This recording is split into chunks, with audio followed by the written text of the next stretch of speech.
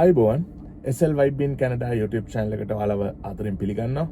ඉතින් මගේ නම චනිත්. මම ඉන්නේ කැනඩාවේ සස්කච්චුවන් කියන පළාතේ රෙජයිනා කියන සිටි එකේ. ඉතින් මගේ ළඟදි මම දාපු වීඩියෝස් එක ඔයාලා සම්බන්ධ වෙලා හිටියනම් ඔයාලා ඒවා බැලුවා නම් ඔයාලට මේ වෙද්දි හොඳ අයිඩියා එකක් එන්න ඕනේ කැනඩාවේ මොකද්ද දැන්ට ඉමිග්‍රේෂන් සම්බන්ධව තියෙන සිටුේෂන් එක කියලා. මම ඔයාලට විවිධ ප්‍රෝග්‍රෑම් ඒ කියන්නේ PNP ගැන ඊට අමතරව AIP ගැන ඊට අමතරව ඇයි කැනඩාව දාලා මිනිස්සු යන්නේ සහ මොනවාද ළඟදි වෙච්ච චේන්ජස් ඊට අමතරව කැනඩාව රජයෙන් ඉදිරිපත් කරපු ඒ C12 බිල් එක මොකක්ද ඒකෙන් අපිට ගන්න ඕන දේවල් මොනවාද ඒකෙන් ඉමිග්‍රේෂන් වලට වෙන බලපෑම මොකක්ද ඒ හැම දෙයක්ම මම කතා කරා. ඊට අමතරව ගිය සතියේ මම වැදගත් දෙයක් කතා කරා. ඒ තමයි 2026 27 28 කැනඩාවේ ඉමිග්‍රේෂන් ප්ලෑන් එක මොකක්ද කියන එක ඔෆිෂියලි අනවුන්ස් කරා සහ ඒක ගැන සමරි වීඩියෝ එකක් මම ඔයාලට කරා. ඉතින් මම හිතනවා ඔයාලා හැම දෙයක්ම බලලා ඇති කියලා සහ ඔයාලට හොඳ අයිඩියා එකක් මේ වෙද්දි ඇති කියලා. ඉතින් කවුරු හරි බලපු නැති කවුරු හරි ඉන්නවා නම් ගිහිල්ලා මේ වීඩියෝස් ටික බලලා එන්න.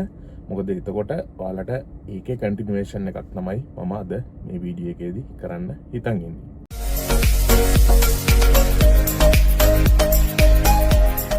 ඉතින් ඒ කියපු විදිහටම මම අද කතා කරන්න යන්නේ අයවැය එක්ක කැනඩාව ඉදිරිපත් කරපු ප්ලෑන් එක ගැන මම ගිය සතියේ කතා කරා. එන්නේ ඒකේ කන්ටිනියුේෂන් පාර්ට් එකක් තමයි අද මම කරන්න යන්නේ සහ අයවැයෙන් පස්සේ කොහොමද අපි ඉස්සරහට මේ කැනඩාවේ ඉමිග්‍රේෂන් ගැන කොහොමද බලන්න ඕනි කියන එක ගැන තමයි මම කතා කරන්නේ. ඉතින් මුලින්ම කතා කරන්න ඕනේ ගිය සතියේ මම කතා කරපු එක සමරි විදියට කිව්වොත් student and work visa include වෙන ටෙම්පරරි වීසා කැටගරියේ ලොකු අඩුවීමක් 2026 27 28 අවුරුදු තුනේ බලාපොරොත්තු වෙන්න 40%ක 45ක වගේ අඩුවීමක් ඇප්ලිකේෂන්ස් බාර ගැනීමේ අඩුවීමක් තියෙනවා.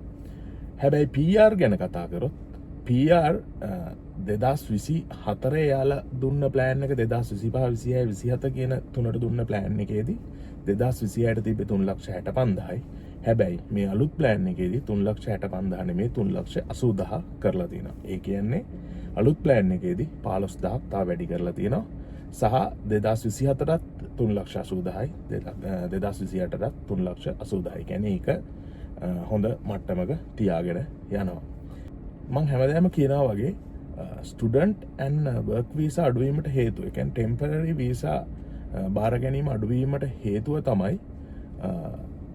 ඇත්තටම කැනඩාවේ ගවර්න්මන්ට් එක සහ ඒ ඔතොරිටිස් අයිඩෙන්ටිෆයි කරගෙන තියෙනවා ස්ටුඩන්ට් සහ ඒ වර්ක් වීසා විදිහට ඒ කියන්නේ ටෙම්පරරි වීසා විදිහට ආපු අයගේ තමයි ගොඩක්ම ෆ්‍රෝඩ්ස් තියෙන්නේ කියලා. ඒ කියන්නේ ෆ්‍රෝඩ් ඇක්ටිවිටීස් ගොඩක් ඒ තුලින් PR ලබා ගැනීම සඳහා කරනවා කියන එක ගොඩක්ම මේ දැනට පැහැදිලි වෙලා තියෙන්නේ ඒ ටෙම්පරරි වීසා කට්ටියක. හැබැයි PR අරන් එන අයට එහෙම ෆ්‍රෝඩ්ස් කිරීමේ හැකියාව ගොඩක් අඩුයි. මොකද ඒක මුලින් ඉඳන්ම හොඳට බලලා හොඳට අර ප්‍රොසෙස් එකක් through යන හින්දා ඒක අඩුයි කියන එක තමයි දැනට අඳුනාගෙන තියෙන්නේ. ඉතින් ඒකත් එක්ක තමයි මේ ටෙම්පරරි වීසා කට්ටිය අඩු කරලා PR ටිකක් 15,000ක් වගේ ගාණක් වැඩි කරගෙන ඒක ඒ සම්මට්ටමේ තියාගෙන යන්න කැනඩාව උත්සාහ කරන්නේ. මොකද එතකොට අර ෆ්‍රෝඩ් කරන අයට කැනඩාව ඇතුළට එන්න අමාරු වෙන හින්දා. හැබැයි මේකෙන් කියන්නේ නැහැ ස්ටුඩන්ට් වීසා විදිහට එන්න බෑ කියන එක සහ වර්ක් වීසා විදිහට එන්න බෑ කියන එක නෙමෙයි කියන්නේ. අර ෆ්‍රෝඩ් කරලා එන්න හදන අයව සම්පූර්ණයෙන් නතර කරනවා. දැන් උදාහරණයකට ගත්තොත් ස්ටුඩන්ට් වීසා වලින් මම හිතන්නේ ඉන්දියන් ස්ටුඩන්ට් වීසා දාපු ඇප්ලයි කරපු අයගෙන් 62%ක් වඩා වැඩි ප්‍රමාණයක් මේ වෙද්දි රිජෙක්ට් කරලා තියෙනවා, රිෆියුස් කරලා තියෙනවා. ඉතින් මේ හැම එකේම මොකක් හරි අඩුපාඩුවක් එහෙම නැත්නම් මොනවා හරි වැරද්දක් ඒ IRCC එකෙන් හොයාගෙන තියෙනවා. ඉතින් අන්න ඒ වගේ ඒවා කරන්න එපා. අනිවාර්යෙන් ස්ටුඩන්ට් වීසා ඇප්ලයි කරනවා නම් ස්ටුඩන්ට් වීසා හරියට ඇප්ලයි කරන්න. මොකද ස්ටුඩන්ට් වීසා හරහා එනකොට ඔයාලගේ SOP එකක් ඔයාලා දෙනවා. ඒ SOP එක ප්‍රූව් කරන්න ඒ ඕන ප්‍රූෆ් ඩොකියුමන්ට්ස් තියෙන්න ඕනේ. ඒ හැම දෙයක්ම හරියටම දෙන්න. එතකොට ඔයාලට ස්ටුඩන්ට් වීසා එකක් ග්‍රාන්ට් කරගන්න බැරි නැහැ. පුළුවන්. හැබැයි කම්පිටිෂන් එක වැඩි. හැබැයි ඔයාලගේ රීසනින් සහ ඔයාලගේ ප්‍රොෆයිල් එක ස්ට්‍රෝං නම් ස්ටුඩන්ට් වීසා එකක් ග්‍රාන්ට් කරගන්න පුළුවන්. ඉතින් මම ඔයාලට මං හිතන්නේ දැන්ට සති 3කට විතර කලින් ස්ටුඩන්ට් වීසා එකකට සපෝට් කරන්න පුළුවන්. මට රෙකමන්ඩ් කරන්න පුළුවන් ඒජන්ට් කෙනෙක් ගැනත් මං ඔයාලට විස්තර කරා. ඉතින් මේ වීඩියෝ එක බලන්න ඒකේ ඒජන්ට් ගැන සම්පූර්ණ විස්තර සහ ඔයාලා මොනවද කරන්න ඕනි කියන එක ගැන විස්තර තියෙනවා. ඉතින් ස්ටුඩන්ට්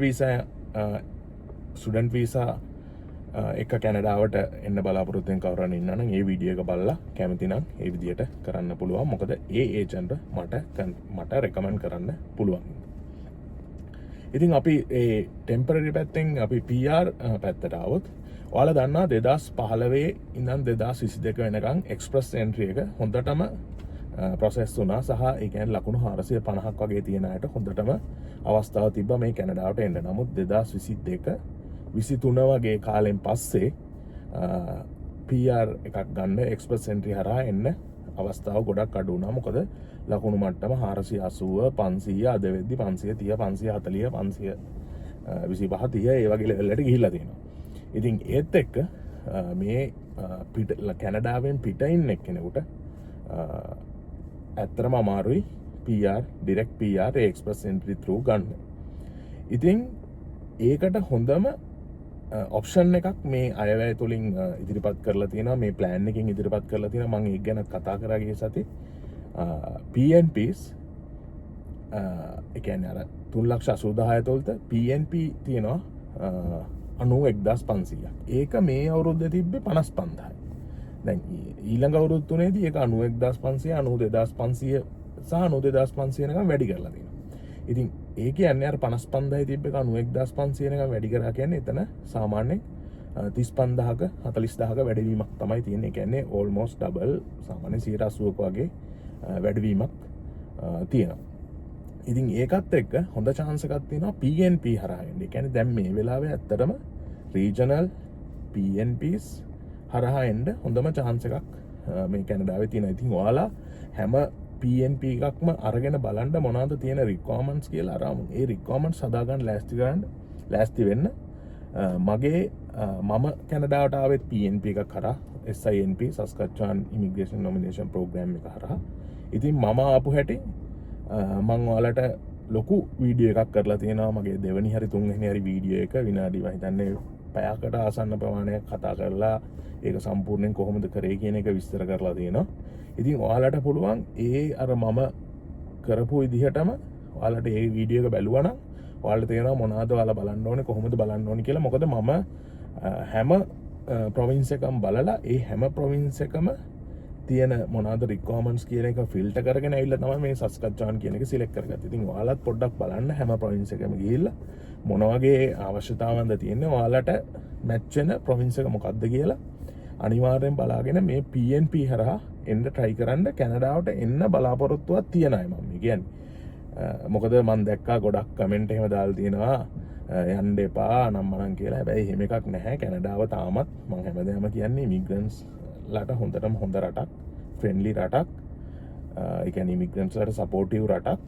ඉතින් ඒ හින්දා කැනඩාවට එන්න ආසාවෙන් සහ try කරන අය ඉන්නවා නම් ඒක අනිවාර්යෙන් මේ වීඩියෝ එක බලලා ඔයාලා බලන්න ඔයාලගේ තියෙන ප්‍රොෆයිල් එක මොන ප්‍රොවින්ස් එකකටද මැච් වෙන්නේ කියන එක බලලා ඒ PNP එකට අදාළව ලෑස්ති වෙන්න. මොකද 2025 අපි කතා කරොත් PNP chances ගොඩක් අඩුයි. මොකද 55,000යි මුළු ඔක්කොම PNPs වලට තිබ්බේ.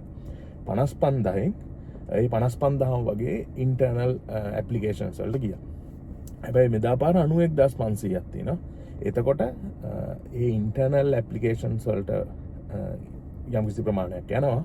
හැබැයි එළියේ ඉන්න අයටත් හොඳ chance එකක් හම්බෙයි කියන එක මේ වෙලාවේ කියන්න ඕනේ. ඉතින් ඊට අමතරව තව වැදගත් දෙයක් තමයි මේ අයවැය නැත්තම් ප්ලෑන් එකේ කතා කරපු එකක් තමයි 2026-27 one time 33,000කට ඒ කියන්නේ කැනඩාව ඇතුලේ ඉන්න ටෙම්පරරි වර්කර්ස්ලා ටෙම්පරරි වීසා හෝල්ඩර්ස්ලා 33,000කට එකපාර PR ලබා දෙනවා කියන එක. ඒ කියන්නේ ඉන්විටේෂන්ස් ලබා දෙනවා කියන එක.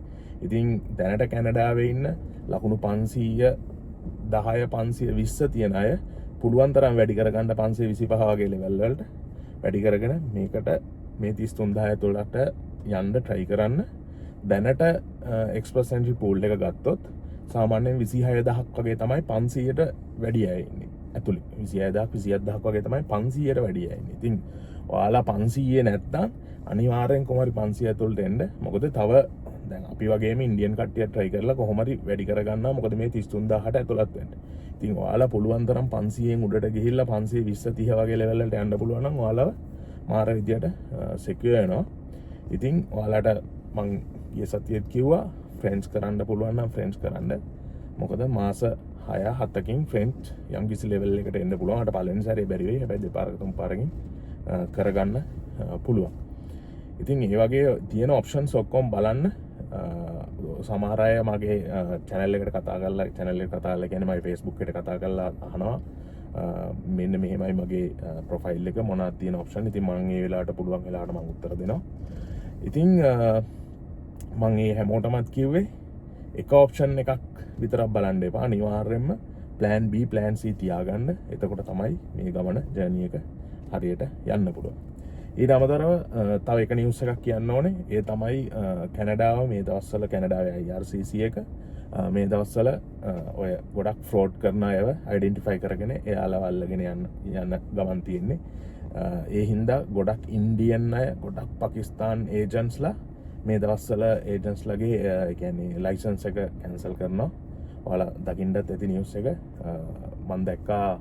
ඒකට වෙනම වෙබ්සයිට් එකකුත් තියෙනවා. ඒකේ දැනට මං හිතන්නේ කැන්සල් කරපු ඒ ලයිසන්සස් ගැන විස්තර දාලා තිබ්බා 50 ගාණක්. ඒ කියන්නේ එච්චර තොගයක් ඉන්න 50 ගාණටත් වඩා වැඩි මම හිතන්නේ 50ක් හරි 60ක් හරි වගේ තිබ්බා දැනට. ඒ කියන්නේ මම මේ දවස් 3-4කට කලින් බලද්දි තමයි ඒක තිබ්බේ.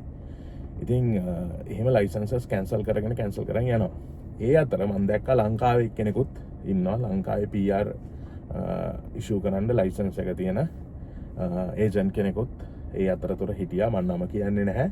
ඉතින් ඔයාලා එනම කල්පනාකාරී වෙන්න ඔයාලගේ අමාරුවෙන් එකතු කරගත්ත සල්ලි නිකම් වියදම් කරන්න එපා. හොරුන්ට අහු වෙන්න එපා. එන්න ආසයි එන්න අවශ්‍යතාවය තියෙනවා. නමුත් කලබල වෙන්න එපා. Tamanට තනියෙන් කරගන්න පුළුවන්.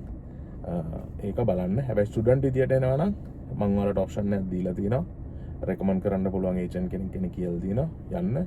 එයාකින් ගිහිල්ලා වැඩි කරගන්න. මොකද ලොකු මුදලක් වැය වෙන්නේ නැහැ. හැබැයි PR එනවා කියන්නේ අර ඒජන්ට් කැනඩාවට ගෙවන්න ඕන ප්‍රමාණයට වඩා දෙගුණ තෙගුණ ප්‍රමාණයක් ගෙවන්න ඕනේ ඒජන්ට්. ඉතින් ඒක ඇත්තරම් බොරු වැඩක්. Tamanට තනියම කරගන්න පුළුවන්කම තියෙද්දි. ඉතින් ওই ටික තමයි මට අද මේන්ලි කියන්න ඕනුනේ. ඇත්තරම ඒ කියන්නේ කැනඩාවේ අර අයවැය සහ ඒ ප්ලෑන් එක දුන්නායින් පස්සේ මොනවාද ඉස්සරහට ඔයාලට බලාපොරොත්තු වෙන්න පුළුවන් කියන දේවල් ගැන තමයි මම අද කතා කරේ. ඉතින් ඔයාලා කලින් වීඩියෝ එක බලලා නැත්නම් ඒකත් බලන්න. අද ඒකත් බලන්න. එතකොට ඔයාලට ඉස්සරහට මොකද්ද කරන්න ඕනි කියන එක ගැන හොඳ අයිඩියා එකක් හම්බෙයි. ඉතින් හැමදාම කියනවා වගේ මොනවා ප්‍රශ්නයක් තියෙනවා නම් මගේ channel එකට කමෙන්ට් එකක් දාන්න. එහෙම නැත්නම් Facebook channel එක තියෙනවා. ඒකට message එකක් දාන්න. මම පුළුවන් විදියට රිප්ලයි කරන්න. එහෙනම් සියලු දෙනාටම ජය වෙන්න කියලා ප්‍රාර්ථනා කරනවා. අපි හම්බෙමු.